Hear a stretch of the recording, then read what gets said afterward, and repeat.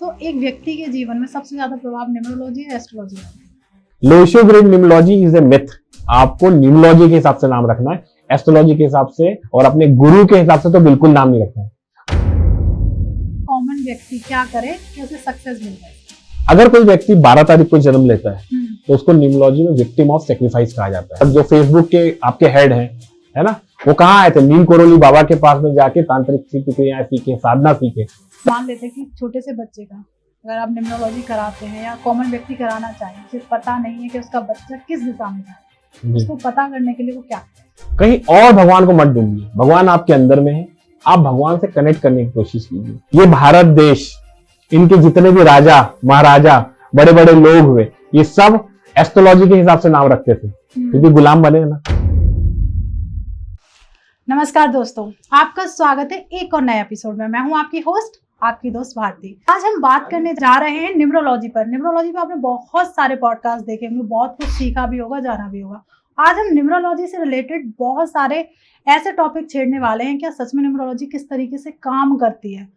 मान लेते हैं ये ड्राइवर कंडक्टर नंबर होते क्या है? क्या कोई हम बस चला रहे हैं क्या, जैसे ड्राइवर एंड कंडक्टर? तो बहुत सारे मिथ आज क्लियर होने वाले हैं, क्योंकि हम जब यहाँ की बात करते हैं, अपने देश की बात करते हैं, तो हम अपने रिलीजन्स को फॉलो करते हैं।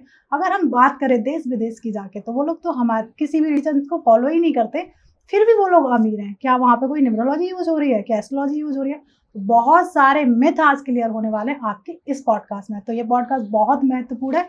क्यों? बहुत सारे लोग ना न्यूमरोलॉजी पे उंगली उठाते हैं कि क्या न्यूमरोलॉजी सच में काम करती है। तो आज आपके सारे मिथ इस पॉडकास्ट में क्लियर हो जाएंगे, क्योंकि आज हमारे साथ numerology expert RS numerologist sir हमारे साथ हैं, और जिनके साथ हमारे कई पॉडकास्ट आ चुके हैं और आप लोग उन्हें काफ़ी पसंद कर रहे हैं, क्योंकि उनके पास फैक्ट है और साथ में कि ये किस तरीके से काम करती है। ऐसा नहीं है कि बस बता दिया हो गया, काम किस तरीके से करती है। तो वेट नहीं कराते, स्वागत करते सर का।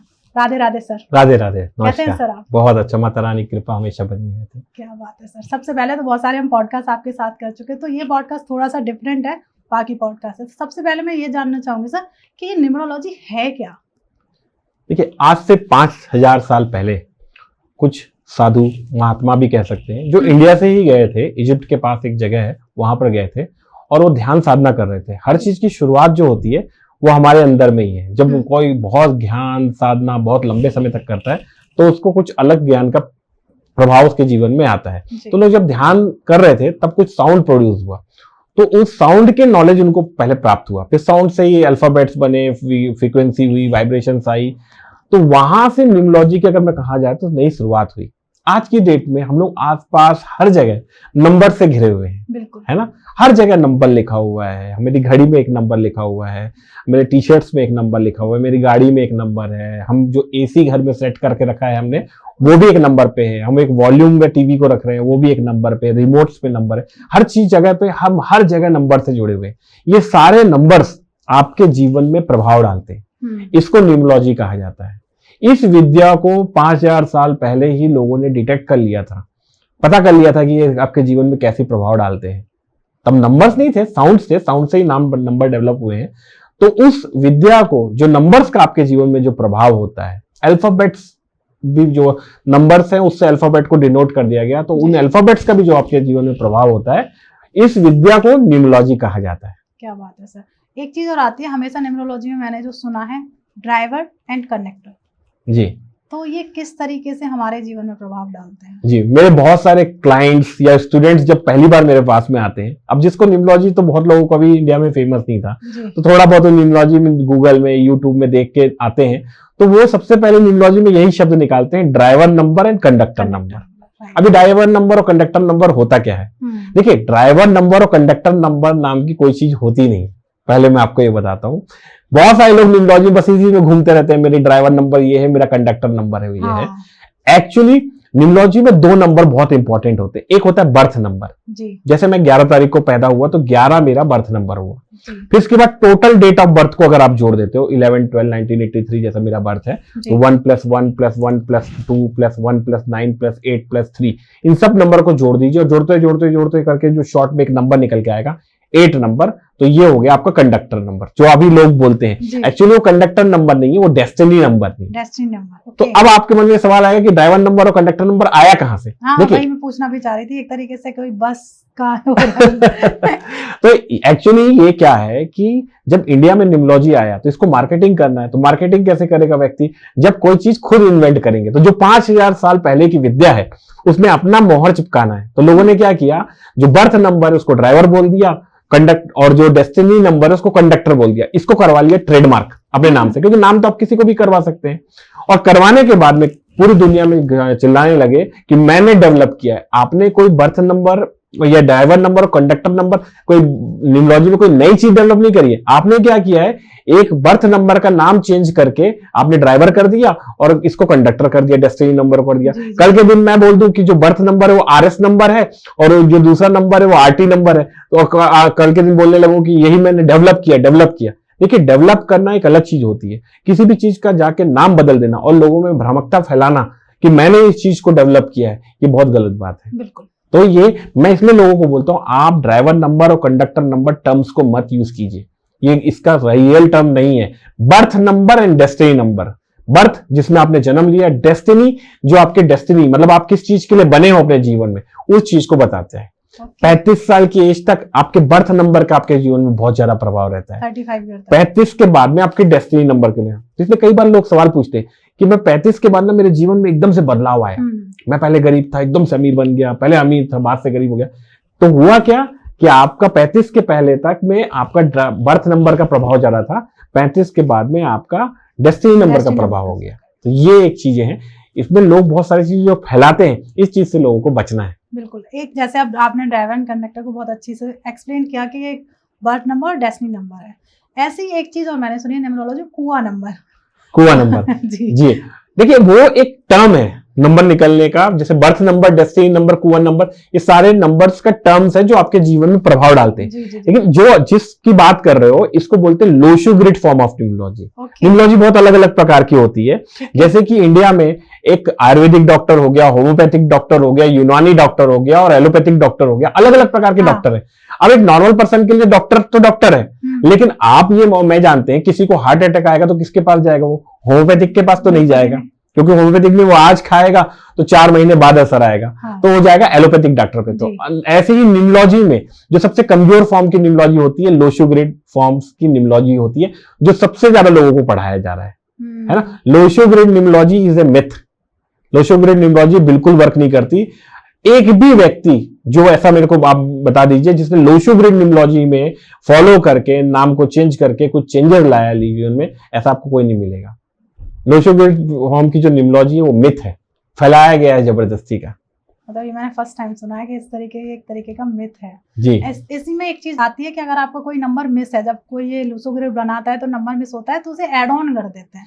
ऐड ऑन करते हैं। किस तरीके से ऐड ऑन करते हैं? देखिए, जो नंबर आपके ग्रिड बनती है उसमें 3x3 की एक ग्रिड रहती है, उसमें नंबर्स आपकी जो डेट ऑफ बर्थ में जो नंबर है वो नंबर्स उसमें डाले जाते हैं और डेस्टिनी नंबर को भी इसमें डाला जाता है। ठीक है, जो नंबर मिस होता है उसको मिसिंग नंबर कहते हैं। उसको आप उस नंबर को अपने जीवन में ऐड करेंगे किसी भी तरीके से, उसको लॉकेट पहन लीजिए, हाथ में लिख लीजिए, कहीं पर भी करिए, तो बेनिफिट आपको मिलेंगे, लेकिन उस लेवल पे नहीं मिलेंगे। इंडिया में अगर जिस तरह के लोग आते हैं न्यूमरोलॉजिस्ट के पास, क्यों आते हैं? जॉब नहीं है, रिलेशनशिप नहीं है, शादी नहीं हो रही, बच्चे नहीं हो रहे, तो आपका वो नंबर लिखने से वो ऐसा कुछ प्रभाव होने वाला नहीं है। अच्छा, एक बहुत हंसने वाली बात मैं आपको बताता हूं। ये जो लोशो ग्रिड न्यूमरोलॉजी है, इसमें लोग नंबर्स डालते हैं और बोलते हैं ये एक राजयोग बन गया, दो ये एक राजयोग बन गया, एक ये राजयोग बन गया। 150 करोड़ के देश में कम से कम ये 100 करोड़ लोगों को तो राजयोग क्रिएट कर देते हैं। ये क्योंकि अगर मैं बात करूं सर, तो आरएस सर कि मैंने ना हमेशा एस्ट्रोलॉजी का जो वैदिक एस्ट्रोलॉजी उसी में ये राजयोग और ये सुना है, और ये मतलब न्यूमरोलॉजी में कैसे राजयोग है? देखिए, न्यूमरोलॉजी में पहली बात तो कोई राजयोग दिखता नहीं है, मैं आपको सही बोलूं तो बिल्कुल भी राजयोग ऐसा नहीं दिखता। न्यूमरोलॉजी प्रेडिक्शन करने के लिए उतनी अच्छी नहीं है, रेमेडिएशन करने के लिए अच्छी है। एस्ट्रोलॉजी का टर्म्स है, राजयोग जो वर्ड है वो एस्ट्रोलॉजी में यूज किया जाता है। न्यूमरोलॉजी तो नंबर से निकल के आई है, और वो भी कौन से नंबर, जो इंग्लिश जो यूज करते हैं नंबर्स, तो उसमें कहां से राजयोग का टर्म्स आ गया? लोगों ने जबरदस्ती अपने आप को बेनिफिट पाने के लिए, अपने आप को फेमस होने के लिए राजयोग टर्म को यूज किया है पॉडकास्ट में बार बार। राजयोग, इस 150 करोड़ के देश में 100 करोड़ लोगों का राजयोग बना दिया इन्होंने, और 100 करोड़ लोगों में राजयोग आप पाएंगे। लेकिन आप देखेंगे कि जो इस देश में टैक्स पटाने वाले 10 लाख से ऊपर जो आय वाले लोग हैं वो हार्डली 3 लाख लोग हैं। आप सोचिए इस देश में, है ना, और आप सोचिए ये 100 करोड़ लोग को राजयोग बना दे रहे हैं। तो ये सब फैलाया गया है। लोगों को क्या है ना, अच्छा सुनने में बहुत अच्छा लगता है। अगर आप मेरे पास में आए कंसल्टेशन कराने के लिए और मैं बोलूं कि आपके 2 राजयोग हैं, अभी घर में आपके खाने के पैसे नहीं, तो आप बड़े खुश होंगे, हाँ मेरा राजयोग है। तो ऐसा नहीं होता है, राजयोग के बहुत सारे नियम्स होते हैं और एस्ट्रोलॉजी में भी राजयोग होते हैं। अगर आपका राजयोग जो बन रहा है, चाहे आपका सूर्य शुक्र और शनि का बन रहा है, या फिर सूर्य गुरु और बुध का बन रहा है, या किसी प्रकार का राजयोग बन रहा है और वो आपके बचपन में वो राजयोग बन रहा है, तो वो राजयोग चला गया, वो आपके राजयोग नहीं आने वाला। या बुढ़ापे में 80 साल में दिख रहा है कि वो राजयोग बन रहा है, तो वो जो दशा महादशा जो भी चल रही है, राजयोग उस समय बन रहा है, तो वो राजयोग वहां पर नहीं असर करेगा। उसी प्रकार से ग्रह पावरफुल होना चाहिए, उस पर दृष्टि नहीं होना चाहिए, उसका कंजंक्शन किसके साथ में है, बहुत सारी चीजें डिपेंड करती है, तब जाके एक पर्टिकुलर राजयोग बनता है ना। इस देश में हर किसी का राजयोग नहीं बनता इतनी आसानी से, बट टर्म अच्छा लग रहा है तो बोल रहे हैं राजयोग, काल सर्प योग, दृष्टि योग, तो ऐसा नहीं होता है। बिल्कुल। तो अगर हम सर बात करें, देखिए हम इंडिया में रहना, फिर भी मैं बात करूं वेस्टर्न जो पर्सन है, हम लोग बहुत ज्यादा रिलीजन्स को फॉलो करते हैं, बहुत सारे देवी देवताओं को मानते हैं, वो लोग तो फॉलो नहीं करते, वो तो बहुत अमीर हैं, किस तरीके से? जी, पहला सवाल कि वो लोग फॉलो नहीं करते, ये आपको कैसे पता? दूसरा सवाल, कौन ऐसे पर्सन, बताइए, एक आधा एग्जांपल बोलिए। डोनाल्ड ट्रम्प जो काफी फेमस है। तो किसने कहा कि डोनाल्ड ट्रम्प रिलीजियस को फॉलो नहीं कर सकते? आप एक काम कीजिए, गूगल में सर्च कीजिए पॉला वाइट। वो उनकी कौन है? स्पिरिचुअल गुरु है। जब डोनाल्ड ट्रम्प चुनाव हारे थे, तब आपको यूट्यूब में उनकी क्लिपिंग्स मिल जाएगी, स्ट्राइक इट करके, हाडा रीबा आबा करके एक तंत्र की प्रक्रिया की गई थी। आपने कई बार देखा होगा जो बाइडन को, कि कई बार वो बोलते बोलते बेहोश होते हुए, मूर्छित हुए पाए गए हैं, है ना। आपको क्या लगता है, जब किसी पर तंत्र किया जाता है ना, तो इसी तरीके के प्रभाव आते हैं दुश्मन पे। और क्या हुआ, फिर डोनाल्ड ट्रम्प वापस आए अपने जीवन में। तो आप अगर देखेंगे तो बहुत सारी क्लिपिंग्स मिल जाएंगी जो डोनाल्ड ट्रम्प के स्पिरिचुअल लीडर ने दुनिया के सामने जो शब्द बोले हैं, वो एक तंत्र की प्रक्रिया की गई है, साउथ अफ्रीका के तंत्र को प्रक्रिया की गई है ना।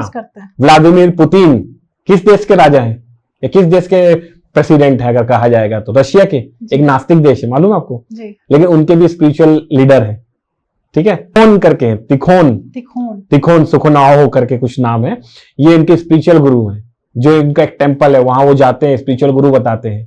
किंग जोंग उन एक टेम्पल है, सीक्रेट टेम्पल है, अकेले जाते हैं सफेद घोड़े में बैठ के, वहां पर जाके बोलते हैं, है ना। मार्क जुकरबर्ग जो फेसबुक के आपके हेड हैं, है ना, वो कहाँ आए थे? नीम कोरोली बाबा के पास में जाके तांत्रिक प्रक्रियाएं सीखे, साधना सीखे, तब जाके उन्होंने ये बनाया। तो ऐसा नहीं है कि दुनिया में लोग स्पिरिचुअलिटी को फॉलो नहीं कर रहे हैं और वो अमीर होते हुए जा रहे हैं। जितने भी बड़े लोग हैं, उनका एक हिडन पार्ट होता है, वो स्पिरिचुअलिटी को फॉलो करते हैं। और जो मिडिल क्लास है, उनको क्या पढ़ाया गया है कि मैं ये सब चीज को नहीं मानता, मैं तो सिर्फ कर्म को मानता हूँ। और जितने भी अमीर लोग हैं, देखना अमिताभ बच्चन रात को 2 बजे वहां जाते हैं सिद्धि विनायक, जब विश हुई होती थी। जब अभिषेक बच्चन की और इनकी शादी हुई थी, पहला दिन शादी के बाद पता है उन्होंने क्या किया था? पहला चीज किया था, तिरुपति बालाजी में गए थे वो, जी हाँ। है ना। तो मानीस वो तो बहुत है ना, फॉलो करते हैं। आप जितने भी अमीर लोग को देखेंगे ना, वो फॉलो करते हैं, कुछ बताते हैं, कुछ नहीं बताते, लेकिन फॉलो जरूर करते हैं। तो मतलब ये हो गया कि जो वेस्टर्न कंट्रीज हैं, वो न्यूमरोलॉजी, एस्ट्रोलॉजी, तंत्र को फॉलो करते हैं। सब करते हैं, सबके स्पिरिचुअल गुरु हैं, अपने अपने धर्म के हिसाब से उन लोग स्पिरिचुअलिटी को फॉलो करते हैं, मैजिक्स को फॉलो करते हैं, तंत्र को, और साधनाएं के अलग अलग प्रकार के तरीके हैं, उसको वो फॉलो करते हैं। अपने साथ अभी एस्ट्रोलॉजी की भी हम चर्चा कर ही रहे थे, तो एक व्यक्ति के जीवन में सबसे ज्यादा प्रभाव न्यूमरोलॉजी या एस्ट्रोलॉजी डालती है?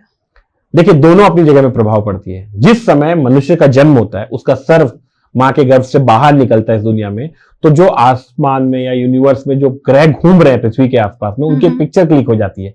वो जो पिक्चर क्लिक हो जाती है, उसको कुंडली कहा जाता है। वो ग्रह उसको जीवन भर असर देते हैं, है ना। और जब वो बच्चा जन्म लेता है, उसके बाद में उसको नाम दिया जाता है, उसको एक डेट उसके साथ जुड़ जाती है, इस डेट को ये पैदा हुआ है, तो उसको कहा जाता है न्यूमरोलॉजी। जिस घर में वो रहता है, उसके आसपास में चीजें होती है, वस्तुएं होती है, वो वस्तुएं उसको इफेक्ट करती है, वो कहलाता है वास्तुशास्त्र। तो ऐसे ही सारी चीजें उसके जीवन में इफेक्ट करती है। और जैसा आपका जन्म होगा, उसके हिसाब से कुंडली होगी, कुंडली के हिसाब से आपको नाम मिलेगा, अपने आप मन में आएगा, माँ बाप के या फिर जो देने वाला नाम है, उसको उसी हिसाब से नाम मिलेगा, उसी हिसाब से उसके घर की वस्तुएं जम जाएंगी, उसी हिसाब से चीजें होंगी। जब आप किसी वास्तुशास्त्र एक्सपर्ट के पास जाते हो, एस्ट्रोलॉजर के पास में जाते हो, न्यूमरोलॉजिस्ट के पास में जाते हो, तो वो क्या करता है, उस पार्ट को करेक्ट कर देता है। एस्ट्रोलॉजर एस्ट्रोलॉजी पार्ट को करेक्ट कर देगा, न्यूमरोलॉजिस्ट वाले पार्ट को कर देगा। अगर वो चीजें चेंज हो जाती हैं, तो उसके जीवन में चेंजेस आने लगते हैं। लेकिन स्किल्ड होना चाहिए, जो एस्ट्रोलॉजर है ना, उसको ज्ञान होना चाहिए, न्यूमरोलॉजिस्ट है उसको ज्ञान होना चाहिए, वास्तुशास्त्र वाला है उसको ज्ञान होना चाहिए। अगर उसको अच्छा ज्ञान है, तो बहुत जल्दी बहुत अच्छे रिजल्ट्स मिल जाते हैं। जैसे अभी आपने बताया एस्ट्रोलॉजी, अगर किसी के घर बच्चा होता है जी, तो लोग एस्ट्रोलॉजी कराते हैं या फिर पंडित को बुलाते हैं, वो चार्ट के अकॉर्डिंग बच्चे का नाम रख देता है। ठीक है। तो क्या हमें सक्सेस के लिए या बच्चा अच्छा करे उसके लिए हमें न्यूमरोलॉजी के अकॉर्डिंग रखना चाहिए, जो चार्ट में जो एक चंद्र कुंडली के अकॉर्डिंग रख देना चाहिए? अच्छा, मैं एक सवाल आपसे पूछता हूँ। आप यहाँ से जा रहे हैं, अब भगवान ना करे ऐसा हो, लेकिन आप जा रहे सीढ़ी से आप गिर गए और आपके पैर की हड्डी टूट गई, जी। तो आप हड्डी वाले डॉक्टर के पास में जाओगे कि हार्ट स्पेशलिस्ट के पास में जाओगे? हड्डी वाले से। हड्डी वाले के पास जी, में जाओगे ना। न्यूमरोलॉजी, नेम का वाइब्रेशन कैसा हो रहा है, नेम के बारे का जो साइंस है उसको न्यूमरोलॉजी कहा जाता है। आप नाम रख रहे हो, ठीक है, और आप एस्ट्रोलॉजर से पूछ रहे हो कि मैं नाम कैसा रखूं। बहुत सारे लोग ये गलती करते हैं, उनके गुरु जो हैं, स्पिरिचुअल गुरु हैं, स्पिरिचुअल गुरु आपको जीवन जीने की कला बता सकते हैं, लेकिन नाम कैसे रखना है वो स्पिरिचुअल गुरु नहीं कर सकता। उसको करने की जो विद्या है वो एक न्यूमरोलॉजिस्ट जानता है। तो लोग बोलते हैं हमने राशि के नाम से नाम रखा है, राशि के नाम से नाम रखा है, फिर बच्चा परेशान है। क्यों परेशान है? क्योंकि आपने एस्ट्रोलॉजर के हिसाब से नाम रखा है, राशि के नाम से। बाकी मेन इंपॉर्टेंट चीज क्या है? न्यूमरोलॉजी, जो नाम को रखने का साइंस है, उसके हिसाब से आपको नाम रखना है। लोग ये गलती करते हैं, न्यूमरोलॉजी को थोड़ा साइड रखते हैं और एस्ट्रोलॉजी के हिसाब से नाम रखते हैं। ये भारत देश, इनके जितने भी राजा महाराजा बड़े बड़े लोग हुए, ये सब एस्ट्रोलॉजी के हिसाब से नाम रखते थे, क्योंकि गुलाम बने ना, बिल्कुल है ना। हमारे जो भगवान है, 5 पांडव हैं, राम भगवान है, सबका नाम जो है वो आपका एस्ट्रोलॉजी के हिसाब से, राशि पद उसके हिसाब से नाम रखा गया। लेकिन सबके जीवन में तकलीफ आई ना, पांडवों के जीवन में तकलीफ आई, कौरव राजा थे उनके भी जीवन में तो उनका नाम उसके हिसाब से ही रखा होगा ना, उनके जीवन में भी तकलीफ आई ना, सब बर्बाद हो गया। तो बेसिकली क्या है, आपको न्यूमरोलॉजी के हिसाब से नाम रखना है, एस्ट्रोलॉजी के हिसाब से और अपने गुरु के हिसाब से तो बिल्कुल नाम नहीं रखना है।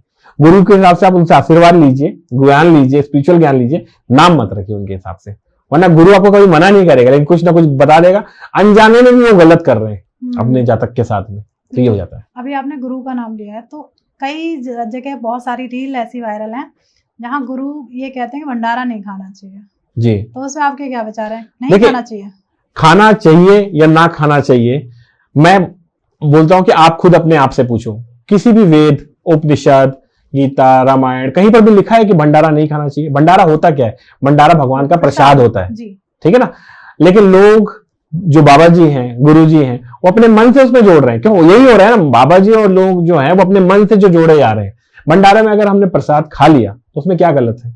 जो भगवान को प्रसाद, आपको एक बार बताऊं, एक बहुत इंपॉर्टेंट फैक्ट बताता हूं आपको। आपके घर में कभी सत्यनारायण की कथा हुई होगी, ठीक है ना, बहुत, मेरे घर में भी कई बार हुई है, और जितने लोग पॉडकास्ट देख रहे हैं उनके घर में भी सत्यनारायण कथा हुई है। मैं सत्यनारायण कथा की एक खासियत बताता हूं आपको। आपके घर में कभी भी कोई गेस्ट आते हैं ना, आप खाना बनाते हो ना, कभी कभार ऐसा होता है नमक ज्यादा हो जाता है, कम हो जाता है, शक्कर कम हो जाती है, ज्यादा हो जाती है। सत्यनारायण कथा में ज्यादातर लोगों के घर में छोला बनता है, पूड़ी बनती है, राइस बनता है ना, और पंचामृत बनता है। आप देखेंगे आज तक, मेरे तो ये एक्सपीरियंस रहा है जितना, कभी भी सत्यनारायण कथा में, और लोग उसको बनाने की प्रक्रिया है कि आपको भूखे रखे, उपवास करके ही बनाना है, और लास्ट में कथा होने के बाद में आपको खाना है। आज तक कभी ऐसा नहीं हुआ है कि सत्यनारायण कथा में जो प्रसाद बना हुआ है उसमें नमक कम हो या ज्यादा हो, या खीर बनी है तो उसमें कम हो या ज्यादा हो, हमेशा परफेक्ट बनती है। क्यों बनती है? भगवान का आशीर्वाद है, वो प्रसाद है। तो वैसे भंडारा जो है ना, ये बहुत गलत बात फैलाया जा रहा है, इसमें जबरदस्ती जोड़ा जा रहा है कि भंडारा खा रहे हैं तो आपको पैसा डोनेट करना है।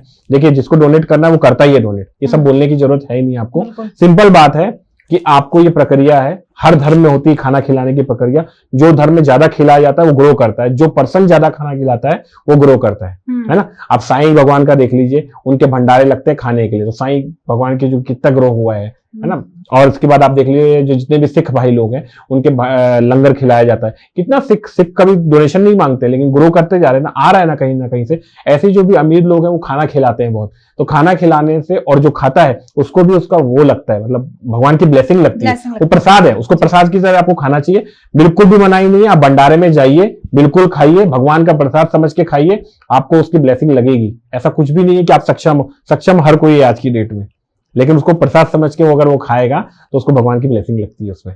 एक इसी से रिलेटेड जब मैंने ये रील देखी तो मेरे मन में आया, तो ऐसे तो कॉमन मैन सब लोग ये रील देख रहे हैं, फिर तो कोई भंडारा ही नहीं खाएगा। बिल्कुल। और आप बताइए, आज की डेट में कौन सक्षम नहीं है खाना खाने के लिए? खाना खाने में तो हर कोई सक्षम है ना। तो ऐसा बिल्कुल नहीं है, ये सब चीजें करके भ्रमित होते हैं लोग। फिर उसके बाद क्या होगा कि आप देखोगे और आप, मैं आपको ये बता रहा हूं कि 40 साल हो गया व्यक्ति का, एक कॉमन व्यक्ति का, वो कभी मथुरा जाने की उसने सोचा भी नहीं व्यक्ति ने। एक बाबा जी हुए, रील्स देखा, 6-7 महीने से उनके रील्स देखे, अच्छा लगा, तुरंत ट्रेन की टिकट कटाए, बाबा जी के लिए 3 बजे से लाइन लग के आंख के आंसू निकल रहे। क्यों? श्री कृष्ण भगवान नहीं है वहां पर। आप कभी श्री कृष्ण भगवान के लिए नहीं जा सकते थे? कभी उनके दर्शन करते समय आपके आंसू नहीं निकले? और मथुरा जाके आंसू छोड़ दीजिए, आप घर में बैठ के श्री कृष्ण के सामने आपके आंसू नहीं निकले? आपने भगवान को अपने आप से दूर किया है ना? और अब आप इंसान को भगवान का दर्जा देने लगे, और जब आपके साथ कुछ गलत होता है तो आप भगवान को बोलते हो कि भगवान नहीं है ना? आपने भगवान को कभी महसूस ही नहीं किया कि भगवान वहां पर है। अगर भगवान होते तो आप मथुरा जब जाते ना, तो आपका पहला रीजन होता भगवान के दर्शन करना है मेरे को, बिल्कुल, है ना? और घर में बैठ के भी आप मथुरा के दर्शन कर सकते हो। आप आंख बंद करेंगे तो आप पहुंच जाएंगे भगवान के पास में। मन बहुत चंचल है, 2 मिनट में पहुंचा देगा जी। मतलब 2 नहीं 1 सेकंड में पहुंचा नहीं, इसकी एक प्रक्रिया है। देखिए, गुरु भी अपने शिष्य समझता है। एक मेरे शिष्य थे, आध्यात्मिक थे, उनसे मैंने सीखा था कि अगर आप किसी भगवान को मानते हो, आप आंख बंद करो और ध्यान लगाओ उनके नाम से, और अपने हाथ से और अपनी नाक से उस जगह को महसूस करने की कोशिश कीजिए। कुछ आप 1-8 महीना कोशिश कीजिएगा, उसके बाद आपको क्या होगा मालूम? आप जब उस जगह पहुंचोगे तो आपको उस जगह की खुशबू आ जाएगी, और उस जगह की एनर्जीज को आप अपने हाथ से महसूस करोगे। आपको ट्राई करके देखना। तो ऐसा जरूरी नहीं है आपको वहां जाना है। आपको भीड़ में लग के अपने दिमाग को परेशान करके आप भगवान को कभी प्राप्त नहीं कर पाओगे। आप उस स्पिरिचुअल जगह पे भगवान पे ध्यान दोगे तो ही आप भगवान को प्राप्त कर पाओगे। ये भीड़ में जग के, इधर की बुराई बता के, इतना हल्ला करके, वहां के खाना की ये करके, वहां रुकना है, वहां रूम में एसी नहीं था, ये नहीं था, ये सब चीजें ध्यान रख के आप कभी भगवान को प्राप्त नहीं कर पाओगे। भगवान आपके अंदर में है, आपको बैठना है, ध्यान लगाने की प्रक्रिया करना है, डेली बैठना है, भगवान आएंगे। और अगर आपको लगता है कि भगवान नहीं है, आप कीजिए 2 महीना, और उसके बाद रात को सोने के समय बोलिए, भगवान मैं आपको 2 महीने से याद कर रहा हूँ, आप आ ही नहीं रहे, आप मुझे सपने में दर्शन दीजिए। आपको भगवान सपने में दर्शन जरूर देंगे। बिल्कुल नहीं, ये बात मैं भी बहुत मानती हूँ। एक किसी से थोड़ा सा पॉडकास्ट बड़ा हो जाएगा, फिर भी एक किस्सा सुनाने का मन कर रहा है जी। कि एक बहुत ही नास्तिक व्यक्ति था, अचानक उसे लल्ला से प्यार हो गया, बांके बिहारी से। तो उसने मुझसे एक सवाल किया कि आप भी बहुत ज़्यादा मानती हो, एक बात बताओ, आप जाके उस मूर्ति में देखती क्या हो? मैंने हमेशा उनके दर्शन करके आ जाते हैं कि बताओ उन्होंने क्या कपड़े पहने थे, क्या उन्हें हाथ में पहन रखा था। ये भाव एक नास्तिक व्यक्ति के मन में कन्हैया ने डाला। तो यही तो भाव है कि आप किस तरीके से भगवान को देखते हैं। यस जी, बहुत सही। आप मतलब आपकी बहुत अच्छी जर्नी आध्यात्मिक जर्नी। देखिए, आप काम कीजिए, आज ही एक काम कीजिएगा, जितने भी बाबा जी आज हुए हैं हमारे देश में, उन सबके पॉडकास्ट देखिएगा, और उसमें जो प्रश्न पूछ रहे हैं लोग, वो प्रश्न का उत्तर जो पूछ रहा है उसके पास स्वयं है। बिल्कुल है। लोग पूछते हैं, गुरुजी मैंने ना एक बार शराब पिया और अपनी दादी को ना मैंने फिर दवाई पिला दी ताकि मैं कोई अपने बॉयफ्रेंड से मिल पाऊं, तो अब मैं क्या करूं? इसका उत्तर आपके पास में। आप जानते हो कि आप क्वेश्चन पूछ रहे हो, इसका मतलब आपको मालूम है कि आपने गलत काम किया है, और आपके अंदर में उसकी गिल्टी फीलिंग है। तो बस आप अपने आपको भगवान के सामने सरेंडर कीजिए और बोलिए कि मैं ये काम करा, मैंने गलत किया, और अब मैं जीवन में नहीं करूंगा ये काम को, और अपने आप को बदलिए। हिंदू धर्म की यही तो खासियत है कि आपको भगवान पश्चाताप कराना सिखाते हैं, है ना? आपको बदलना, आपको उनको भगवान को सजा थोड़ी देना है आपको कि आपको 10 साल पनिशमेंट देगा, आपको खोलते तेल में डलवाएंगे। आप भगवान ये है कि आप बदल गए।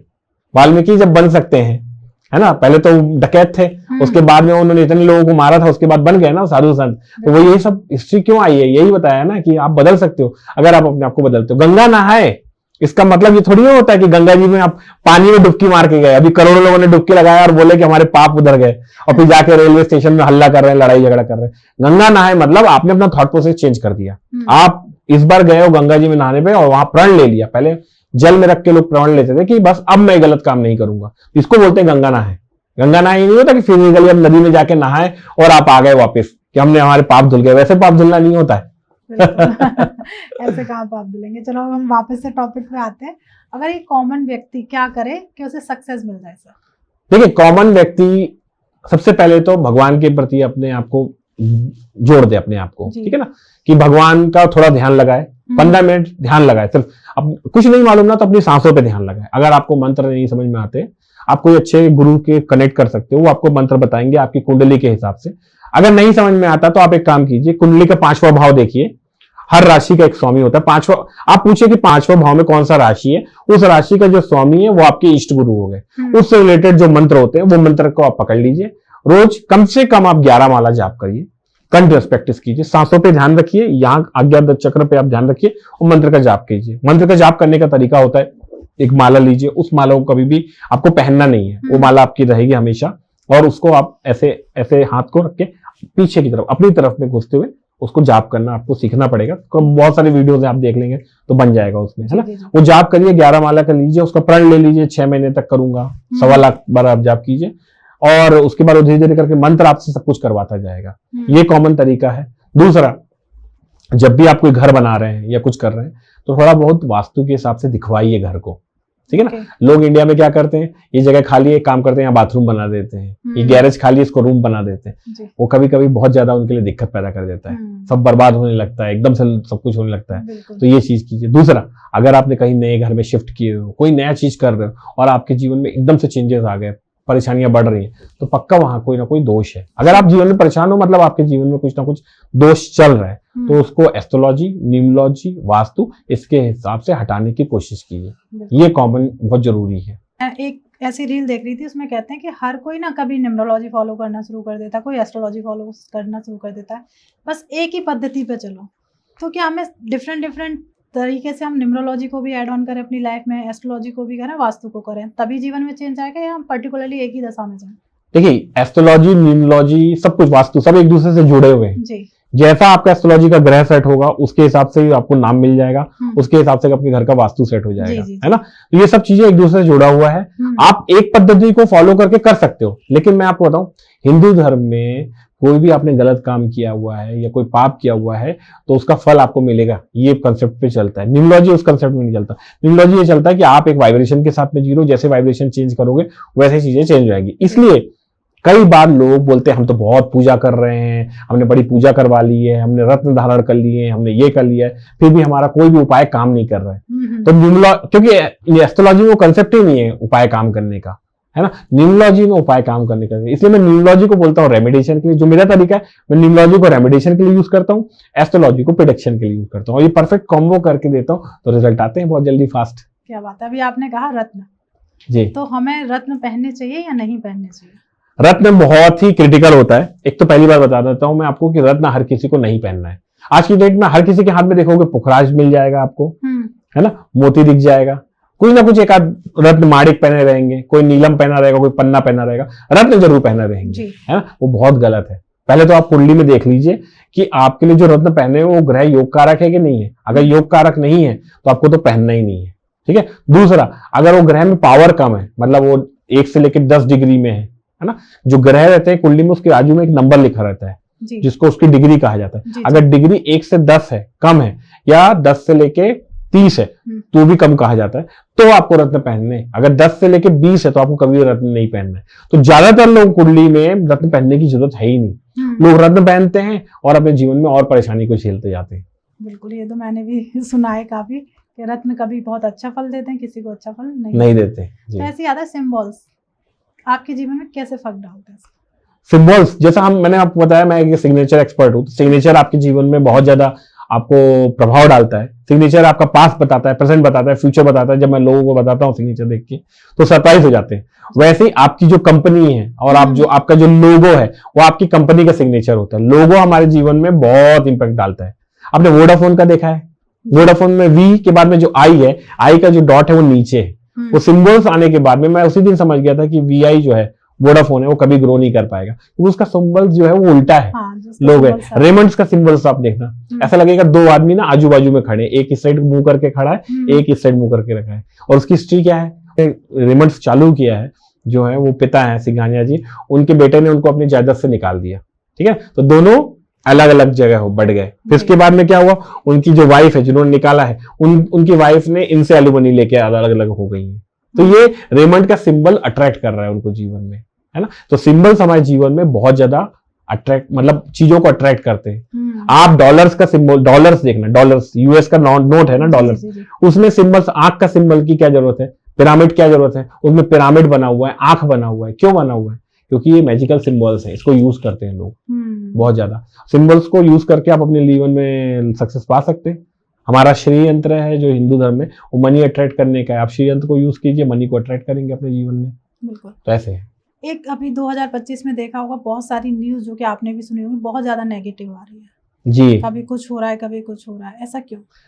देखिए, मैंने पहले ही बताया है, कई बार लोग पूछते हैं गुरुजी हमारा 2026 कैसा जाएगा। सिंपल बात है, देखिए बहुत हद तक 2026 कैसा जाएगा जैसा आपका 2026 में जो लास्ट वाला पार्ट है न्यूमरोलॉजी में, लास्ट वाले पार्ट को ज्यादा ध्यान देते हैं। जो अभी के पॉडकास्ट वाले न्यूमरोलॉजिस्ट थे उनको इस चीज का ज्ञान नहीं है तो पूरा जोड़ना चालू कर देते हैं, लेकिन जो एक्चुअल कोर न्यूमरोलॉजी है उसमें आपको लास्ट का जो नंबर है उसको जोड़ना है। तो लास्ट का नंबर क्या है? 26 को जोड़ दिया कितना हो गया? 8 हो गया, है ना। 2017 पे 17 को जोड़ेंगे तो कितना होगा? 8 हो गया। अगर आपका 2017 बहुत अच्छा गया तो 2026 भी आपका अच्छा जाएगा। अगर 2017 बेकार गया था तो 2026 भी बेकार जाएगा। अब आपकी जो क्वेश्चन है 2025 में बहुत दुखद घटनाएं हो रही हैं। सबसे बड़ी दुखद घटना क्या हुई है आपकी? एयरप्लेन क्रैश हो गया, है ना। हवा में प्लेन क्रैश हुआ, 249 या कितने लोग तो उसमें बहुत सारे लोग मारे गए उसमें, है ना। नीचे जो बच्चे खाना खा रहे थे वो भी मारे गए। 2016 जिसको जोड़ने पे 6 और 1 को जोड़ेंगे तो कितना हो जाएगा? 7 हो जाएगा। 2025 में 2 और 5 को जोड़ेंगे तो कितना हो जाएगा? 7 हो जाएगा। 2016 में क्या हुआ था मालूम आपको? 2025 को अगर जोड़े 9 हो रहा है सर। वही तो मैं बोल रहा हूँ आपको, 25 को जोड़ना है सिर्फ आपको। अच्छा, 2 और 5, न्यूमरोलॉजी में 2 और 5 को ही जोड़ना है आपको, लास्ट के 2 जोड़ना है आपको। अच्छा। तो 2025 के 25 को जोड़ा तो कितना हुआ? 7 हुआ आपका। 2016 में 1 और 6 को जोड़ा तो कितना हो गया? 7 हो गया। 2016 में मालूम क्या हुआ था आपको? 2016 में एक एयरप्लेन था जिसमें 30 लोग थे, वो अचानक बे ऑफ बंगाल में क्रैश हो गया, पूरे लोग वहीं मर गए, पता भी नहीं चला आपको। इसी से घटना याद है, सिंपल घटना है, सेम घटनाएं घटित होती है ना। तो आप अगर देखोगे तो ऐसा होगा। तो उसमें 2016 में भी ये घटनाएं घटित हुई थी। तो इसलिए मैं बोलता हूँ लास्ट के 2 डिजिट को आप जोड़ लीजिए। ठीक है। अगर 2026 आपका अच्छा गया था तो 2017 आपका अच्छा गया तो 26 भी अच्छा जाएगा। 17 बेकार गया था तो वो अच्छा नहीं गया। फिर भी आपके पॉडकास्ट के माध्यम से बता रहा हूँ, 2026 में जो 26 है उसको जोड़ेंगे तो कितना होगा? 8 होगा। तो जितने भी 8 वाले लोग हैं इस साल वो थोड़े परेशान हो रहे हैं। 8, 17 और 26 ये जो डेट ऑफ बर्थ वाले ना, ये नेक्स्ट ईयर उनके लिए अच्छा रहेगा क्योंकि उनकी डेट ऑफ बर्थ से मैच करता हुआ रहेगा। अरे वाह, क्या बात है। तो हमारा टाइम आने वाला है जी, आप 8 वाले हैं जी। एक चीज ऐसे न्यूमरोलॉजी के बारे में हम चर्चा कर रहे हैं, मान लेते हैं कि छोटे से बच्चे का अगर आप न्यूमरोलॉजी कराते हैं या कॉमन व्यक्ति कराना चाहे, उसे पता नहीं है कि उसका बच्चा किस दिशा में जा रहा है, उसको पता करने के लिए वो क्या करे? जी देखिए, छोटा बच्चा, अगर छोटा बच्चा आप किसको मानते हो? मैं तो छोटा बच्चा मालूम किसको मानता हूँ आपको?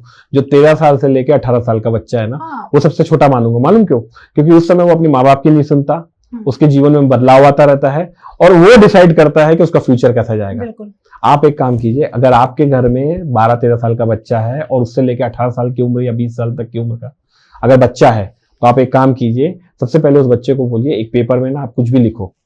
ठीक है, पेपर में उसने लिख लिया पूरा, किसी भी टॉपिक पे लिखने के लिए बोलिए, और वो पेपर होना चाहिए ब्लैंक। आप उसकी लिखावट को देखिए, लिखावट नीचे की तरफ में जा रही है कि ऊपर की तरफ। जब आप ब्लैंक पेपर में लिखते हो ना, आप बिल्कुल सीधा नहीं लिख पाते हो, या तो आप ऐसा लिखते लिखते आपके हाथ नीचे चले जाते हैं, या तो लिखते लिखते ऊपर जाते हैं। अब उसको कुछ बताना मत, लिखना। अगर वो डाउन साइड में जा रही है तो जा रहा है, तो आप समझ जाना कि थोड़ा सा आपका बेटा जो है या बच्चा जो है वो डिप्रेसिंग थॉट्स की तरफ में जा रहा है। तो आपको उसकी लिखावट को भी चेंज कराना है, थोड़ा स्पिरिचुअलिटी की तरफ में भी उसको ले जाना है, ध्यान की तरफ में लेके जाना है।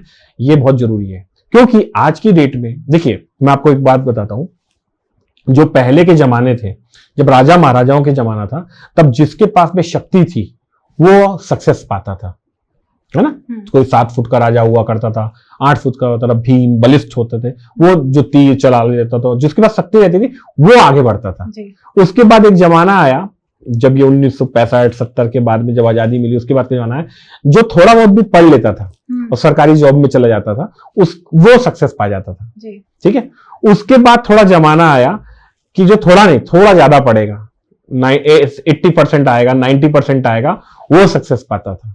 ठीक है, उसके बाद का जमाना आया, जो कॉम्पिटिटिव एग्जाम निकलते हैं आजकल, IIT, IIM, उसको क्लियर करता है, वो सक्सेस पा रहा है। ठीक है ना। अब जमाना ये आ गया, आप अगर आप अच्छे स्कूल में देखोगे, हर बच्चा 99% लेके आ रहा है। तो अब जानते हो कौन सक्सेस पाएगा? जो मेंटली स्मार्ट होगा, मेंटली स्टेबल होगा। और मेंटली स्टेबल के लिए आपको कुछ पढ़ाया नहीं जा रहा है, कुछ किया भी नहीं जा रहा है। आपका बच्चा अगर ताकतवर नहीं है तो आप उसको खाना खिला दोगे अच्छे से। आपका बच्चा पढ़ने में कमजोर है तो ट्यूशन लगा दोगे, अच्छे स्कूल में डाल दोगे। लेकिन अगर बच्चा मेंटली स्ट्रांग नहीं तो आप क्या करवा रहे हो? कुछ नहीं करा रहे हो, है ना। और बच्चा मेंटली स्ट्रांग क्यों नहीं है? क्योंकि वो कचरा खा रहा है। आप यूट्यूब में जब देखोगे, यूट्यूब में जिनके फॉलोवर्स हैं, अगर मैं चालू करूं यूट्यूब में, जो 5 या 10 लोग जो चलते हैं आज की डेट में, टीनेज जिनको फॉलो करते हैं, है ना, तो उनको अगर आप देखोगे तो वो लोग बात बात पे गाली बकते हैं, वो लोग मेंटली स्ट्रांग नहीं है, उनको देख के कोई भी व्यक्ति कुछ नहीं सीख सकता, बिल्कुल नहीं। ठीक है ना। और बच्चे आप उनको रियल हीरो मान चुके हैं, तो आपका बच्चा कितना मेंटली स्ट्रांग होगा। और मेंटली स्ट्रांग कब होता है? जब आदमी स्पिरिचुअलिटी में जाए, मेडिटेशन करे, डिसिप्लिन रहे, तब जाके आगे बढ़ता है। तो इसलिए मैं सजेस्ट करता हूं कि आपके बच्चे में आप हैबिट डलवाइए उसको, कि वो थोड़ा सा ध्यान साधना की तरफ में बढ़े। 10 मिनट भी देगा ना तो अपनी लाइफ में अपने आप को आगे बढ़ा पाएगा। क्या बात है सर, नहीं आपने बहुत सही बात कही कि बच्चे आजकल अपना सुपर हीरो किसे समझ रहे हैं, ये समझना बहुत जरूरी है। आप देख लीजिए, आप शुरुआत अगर मैं करूं 10-12 जो लोग चलते हैं, तो एक बीबी के वाइन्स चलते हैं, हाँ। आप उनके वीडियोस देख लीजिए, गाली गलोच, ठीक है, हिंदुस्तानी भाव, गाली गलोच, ठीक है। उसके बाद में आप अभी समय रहना आया था, समय रहना है, गाली गलोच, है ना। तो सब जितने भी यूट्यूब के आप कंटेंट अगर आप देखेंगे तो उसमें सिर्फ गाली गलोच ही चल रही है। इसके अलावा जो आजकल नेटफ्लिक्स आ गए, OTT प्लेटफॉर्म आ गए, उसमें गाली गलोच है, वायलेंस है ना। हम जब छोटे थे, आप याद कीजिए, कभी ड्रग्स लेते हुए टीवी में दिखाता था? बिल्कुल नहीं आता। आज की डेट में वो सफेद पाउडर डालते हैं, क्रेडिट कार्ड से लाइन बनाते हैं और उसको खींचते हैं। ये पूरा दिखाया जा रहा है कैसे ड्रग्स लिया जाता है। हाँ। उसको कॉमन बताया जा रहा है। गांजा पीना को कॉमन बताते हैं। जितने स्टैंड अप कॉमेडियंस है ना, उसको प्राउड फील करके बताते हैं, पंप आता है ना, कि माल फूंक लिए, गाना बना रहे हैं इसमें, तो इसको कॉमन बता दिया। जब आप कॉमन बता दोगे कोई चीज को, तो उस बच्चे का है, उसको तो समझ में नहीं आएगा। वो बोलेगा मैं भी एक बार माल फूंक लेता हूँ, एक बार फूकेगा, फिर वो उसमें घुस जाएगा। मेंटली क्या हो जाएगा, वो फिर स्ट्रांग नहीं हो पाएगा। जितने भी नशा करने के सामान है वो आपको मेंटली डाउन करते हैं, ठीक है। और जितने भी आप अपना ध्यान लगाते हो, योग करते हो, वो आपको मेंटली स्ट्रांग करते हैं। अब आप मेंटली डाउन की तरफ में जा रहे हो, इसलिए बच्चों में आजकल जो है ना, सुसाइड हो रहे हैं बहुत ज्यादा, है ना। हार्ट अटैक्स बहुत ज्यादा हो रहे हैं। हार्ट अटैक्स क्यों हो रहे हैं?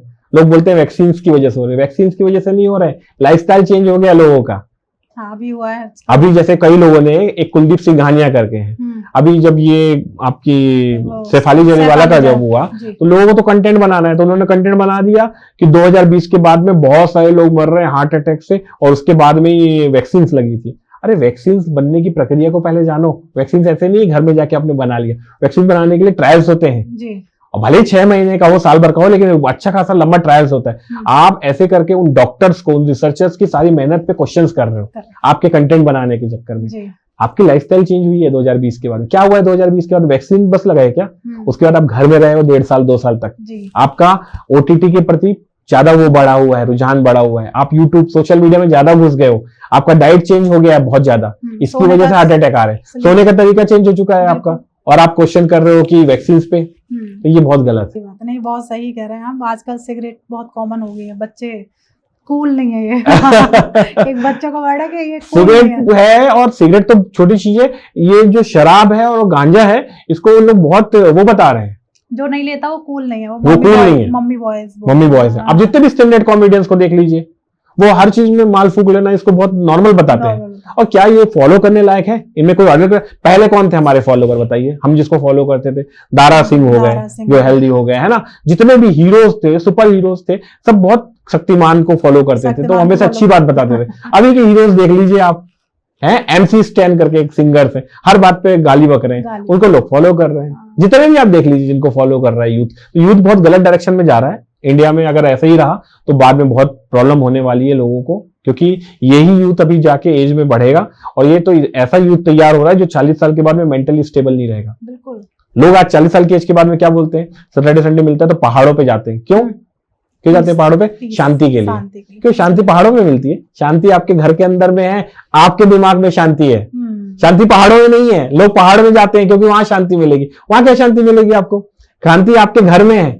आप 5 मिनट बैठिए, ध्यान लगाइए, अपने भगवान पे ध्यान रखिए, आपको शांति आपके घर के मिलेगी, आपके कमरे के अंदर में मिलेगी। बिल्कुल। लेकिन आप पहाड़ पे जाते हो शांति ढूंढने के लिए। आप शांति ढूंढने के लिए जाते हो और क्या करते हो वहां पर? आप मुर्गा मंगाते हो, शराब लेते हो, पीते हो, पार्टी करते हो, तो वहां से शांति मिलने वाली है आपको? नहीं मिलने वाली। आप नेचर को और खराब कर रहे हैं जी। तो नेचर से रिलेटेड एक चीज और सर, जैसे वास्तु के अकॉर्डिंग लोग ना मिरर जगह जगह लगवाते हैं, तो हमें वैसे घर में मिरर कहाँ लगाना चाहिए? मिरर एक बहुत इंपॉर्टेंट चीज है। किस लिए? अपॉर्चुनिटी के लिए जीवन में, है ना। क्योंकि वास्तुशास्त्र के हिसाब से अपॉर्चुनिटी नॉर्थ ईस्ट डायरेक्शन से आती है। नॉर्थ ईस्ट डायरेक्शन जो होता है जल तत्व का होता है। अब अपने फ्लैट में नॉर्थ ईस्ट डायरेक्शन में आप जल तो भर नहीं सकते, वहां पर बावड़ी तो खुलवाओगे नहीं। आप अपने फ्लैट में बावड़ी खुलवाओगे तो नीचे वाले घर में पानी चला जाएगा, है ना। तो मिरर जो है वो वाटर को एलिमेंट को रिप्रेजेंट करता है। तो आप क्या करो, नॉर्थ ईस्ट डायरेक्शन में मिरर लगा दो, और छोटा सा वाटर फाउंटेन भी रख दो वहां पर। आपकी अगर जॉब नहीं लग रही है तो जॉब लग जाएगी, 2 महीने में लग जाएगी आपकी जॉब। मैं आपको ये बोलता हूँ, गारंटी देता हूँ इस चीज की। आपके घर में अपॉर्चुनिटी आ रही है, बिजनेस नहीं आ रहा है आपके घर में, तो बिजनेस आने लगेगा। तो नॉर्थ ईस्ट डायरेक्शन में, नॉर्थ डायरेक्शन में, ईस्ट में जो नॉर्थ वाला पार्ट वाला है, आधा पार्ट जो है, उस जगह पे आपको मिरर लगाना है। अब इसके अपोजिट में अगर लगाते हो आप साउथ वेस्ट डायरेक्शन में, तो मिरर बहुत परेशान करेगा आपको जीवन में। आपकी स्टेबिलिटी खत्म कर देगा, गंभीर बीमारियां ले आएगा, पैसे बर्बाद करेगा, आप कभी भी खड़े नहीं हो पाओगे उसमें प्रॉपर तरीके से। तो मिरर हमेशा north east, north east direction, इसी जगह पे आपको लगाना है। ओके, तो इतना इम्पैक्ट डालता है बहुत ज्यादा। आप अपने घर का नॉर्थ ईस्ट फाइंड आउट कीजिए और वहां जाके आप आज एक बड़ा सा मिरर लगाइए, छोटा सा नहीं, इतना सा, कितना आपको सफलता चाहिए करोड़ों की, और मिरर लगाएंगे 5 रुपए वाला, वैसा मत कीजिए, बड़ा मिरर लगाइए। तो देखिए फिर आपके जीवन में सफलता कैसे आती है। बिल्कुल, ये मैं ट्राई भी करूंगी और कमेंट भी करूंगी जब उसका अच्छा फल आएगा तो। जी सर, ऐसे कुछ डेट ऑफ बर्थ के बारे में आप बताना चाहेंगे न्यूमरोलॉजी से? जी, काफी सारे लोग बोलते हैं कि हम न्यूमरोलॉजी पे बिलीव नहीं करते। मैं आज आपको एग्जांपल के थ्रू बताता हूं, तब आप समझ जाएंगे कि न्यूमरोलॉजी वर्क कैसे करती है ना। अगर कोई व्यक्ति 12 तारीख को जन्म लेता है तो उसको न्यूमरोलॉजी में विक्टिम ऑफ सेक्रीफाइस कहा जाता है। 12 तारीख को, चाहे 12 कभी भी हो, 12 डेट आनी चाहिए बस खाली। ठीक है, तो आप अगर देखोगे तो 12 तारीख की डेट वाले बर्थ वाले जो लोग हैं, अपना जीवन दूसरों के लिए झोंक देते हैं। अपने माँ बाप बूढ़े हो गए तो उनकी बहुत ज्यादा सेवा करने में बहुत ज्यादा पैसे चले गए, भाई बहन के में या दोस्त यारी में, मतलब अपना विक्टिम ऑफ सेक्रीफाइस बनते हैं, सेक्रीफाइस बहुत करते हैं अपने जीवन में। 13 तारीख हो गए या 22 तारीख वाले हो गए, उनके जीवन में संघर्ष बहुत रहता है, उनको इजीली कोई चीज मिलती नहीं है। 13 तारीख खास करके प्रॉब्लम क्या होती है, उसको उसका लाइफ पार्टनर से बहुत परेशानी होती है। 13 नंबर वाले। हाँ, अगर लड़का है तो उसको लड़की से बहुत परेशानी होगी, लड़की है तो लड़के से बहुत परेशानी होगी। ठीक है ना। 22 तारीख वाले भी इस तरीके से बहुत जीवन में परेशान रहते हैं। ठीक है, 26 तारीख है, 26 तारीख की डेट ऑफ बर्थ वाले लोग माँ बाप का प्यार किसी एक का खो देते हैं अर्ली एज में, उनका जीवन भी बहुत ज्यादा संघर्षमय होता है। 29 तारीख का डेट ऑफ बर्थ वाला रहता है, उसके साथ में क्या होता है, उसको जीवन में पैसा तो मिल जाता है, पावर भी मिल जाता है, लेकिन अपने फैमिली लाइफ में बहुत परेशान रहता है। ठीक है, 29 तारीख की डेट ऑफ बर्थ वाले रहते हैं। 16 तारीख की डेट ऑफ बर्थ वाले जो रहते हैं, 16 को जो डेट ऑफ बर्थ वाले रहते हैं, उन लोग क्या होता है, अपने जीवन में बहुत सक्सेस होते हैं। ठीक है, और उसके बाद में सक्सेस होते होते होते होते एकदम से गिर जाते हैं पूरी तरीके से, डाउनफॉल आता है। उसको न्यूमरोलॉजी में मतलब ऐसा बताया गया है कि एक क्राउन पहन के एक आदमी खड़ा हुआ है और टावर पे एक बिजली गिरी और एकदम से गिर गया। क्राउन पहन के राजा जैसा बना था और उसके एकदम से गिर गया, है ना। 10 नंबर को न्यूमरोलॉजी में व्हील ऑफ फॉर्च्यून कहा जाता है। तो 10 नंबर की जो डेट ऑफ बर्थ वाले लोग रहते हैं वो अपने जीवन में अच्छा खासा ग्रो करते हैं जीवन में, है ना। हाँ, ऐसा है। तो ऐसे मतलब न्यूमरोलॉजी अपने जीवन में बहुत ज्यादा वर्क करती है। हर डेट ऑफ बर्थ अपने हिसाब से बहुत ज्यादा वर्क रहता है। 17 नंबर की जो डेट ऑफ बर्थ होता है, बचपन उनका संघर्ष में रहता है, फिर जवानी में अपने दम पे खड़े होते हैं और अपने आप को बहुत ऊपर लेके जाते हैं। ये 17 नंबर का वाला रहता है ना। 8 वाले जो रहते हैं वो अड़ियल स्वभाव के रहते हैं, एक बात हो गया तो वो अड़ जाते हैं उस बात पे। ये 8 की डेट ऑफ बर्थ वाले, जो 8 की डेट ऑफ बर्थ वाले लोग रहते हैं, है ना, ये है। और हर ईयर आपकी डेट ऑफ बर्थ के हिसाब से आपके ऊपर प्रभाव डालता जाता है। जैसे ये साल कौन सा है, 25 है, तो 7 नंबर हुआ, है ना। तो 7 नंबर वाला मतलब 7, 16, 25, इनके लिए डेट ये साल बहुत अच्छा रहेगा।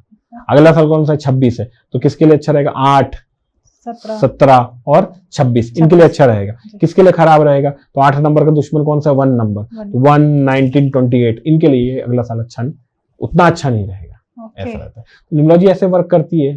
और फिर इसके बाद जब आप इसमें चेंजेस करते हो, नाम में एक अल्फाबेट का चेंज करते हो, तो आपके जीवन में बहुत सारे चेंजेस आ जाते हैं। बिल्कुल, अभी आपने 26 डेट ऑफ बर्थ बताई और मैं कनेक्ट भी कर पा रही हूँ, मेरे घर में है जी, और उसका एक नहीं है, मदर फादर ना जी, फादर नहीं है, फादर नहीं है, तो ये होता है। तो इसलिए कई बार जब मैं किसी न्यूमरोलॉजिस्ट बन के जब किसी के पास जाता हूँ तो वहाँ 5-6 जैसे लोग होते हैं तो थोड़ा मजाक में लेते हैं। जैसे लोग सत्यनारायण की कथा होती है तो पंडित जी को मजाक पे लेते हैं ना, लोग अपनी कथा सुना रहे हैं और लोग अपनी मजाक कर रहे हैं, तो ऐसे मुझे भी कई बार लेते हैं। और फिर जब मैं उनके बारे में उनको बताता हूँ तब वो सीरियस होते हैं, फिर वो 50 बार मुझसे पूछते हैं रेमेडी बता दीजिए, ये है वो है। तो मैं बताता हूँ कि एक न्यूमरोलॉजिस्ट जो है ना, उसको आप हल्के में मत लीजिएगा, वो आपका जीवन बदल सकता है। बिल्कुल नहीं, ये मैं 26 डेट वाले को ये कंफर्म भी कर रही हूँ कि हाँ, मेरे ही घर में ये चीज़ है। तो सर, हम एंड की तरफ चल रहे हैं, काफ़ी अच्छा भी लग रहा है, बहुत चीज़ें आज क्लियर भी हुई हैं, बहुत सारे मिथ भी यहाँ मुझे लगता है बहुत सारे लोगों के क्लियर हुए होंगे। तो सर, अब हम लास्ट की तरफ, हमारी जो ऑडियंस हमें देख रही है, पहले तो थैंक यू सो मच, आपने हमें यहाँ तक देखा। आप उन्हें कुछ कहना चाहेंगे, कुछ मैसेज देना चाहेंगे? ऑडियंस से यही कहना चाहूंगा मैं कि आप इंसान को भगवान बनाना बंद कीजिए और कहीं और भगवान को मत ढूंढिए। भगवान आपके अंदर में है, आप भगवान से कनेक्ट करने की कोशिश कीजिए। आप भगवान के लिए स्पेशल समय दीजिए, भगवान का ध्यान लगाइए, उनका जाप कीजिए, उनकी साधना कीजिए। इधर उधर भागने की जरूरत नहीं है, भगवान आपके पास में है।